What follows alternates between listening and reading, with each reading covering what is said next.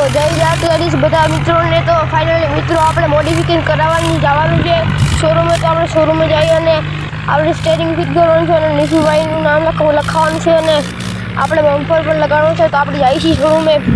તો અમે રોડ પર ચડી ગયા છે અને અમે જઈએ છીએ શોરૂમે। તો તમે જોઈ શકો છો ગાઈસ।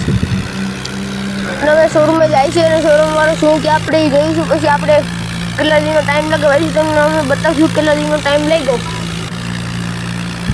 તો તમે જોઈ શકો છો અમે જઈએ છીએ શોરૂમે જઈએ છીએ और શોરૂમ પણ આવી ગયું છે। શોરૂમ થોડુંક પાસે છે પણ આવી ગયું છે અને અમારી ડીલ પક્કી થઈ ગઈ અને અમારી વાત થઈ ગઈ છે। અમારે 1 દિનનો ટાઈમ લાગશે તો તમને તેથી બતાડશું ગાઈસ।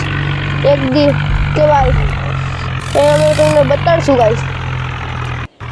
તો ફાઇનલી મિત્રો અમારું ટ્રેક્ટર મોડિફિકેશન થઈ ગયું છે અને સ્ટેરિંગ અને બમ્પર લાગી ગયું છે અને નિશુભાઈનું નામ પણ લગાડી દીધું છે। તો ફાઇનલી મિત્રો અમે ટ્રેક્ટર નીચે ઉતારી અને અમે ફાઇનલી અમે જાય છીએ હવે અમારા ઘર તરફ રવાના થઈ ગયા છીએ। તમે જોઈ શકો છો અને ટ્રેક્ટરનું લુક કંઈક આવી રીતનો છે। તો તમે જોઈ શકો છો સ્ટેરિંગ કેવું લાગ્યું કોમેન્ટમાં બતાડજો અમને ગાઈસ। તો તમે જોઈ શકો છો સ્ટેરિંગ સારું લાગ્યું તો કમેન્ટ કરજો અને બમ્પર સારું લાગ્યું તો કમેન્ટ કરજો। નિશુભાઈનું નામ સારું લાગ્યું હોય તો પણ કોમેન્ટ કરજો। તો અમે ઘર પર રવાના થઈ ગયા છીએ। તો તમે જોઈ શકો છો અમારું ઘર પણ આવી ગયું છે। ઘર છે તો ઘર પણ આવી ગયું છે।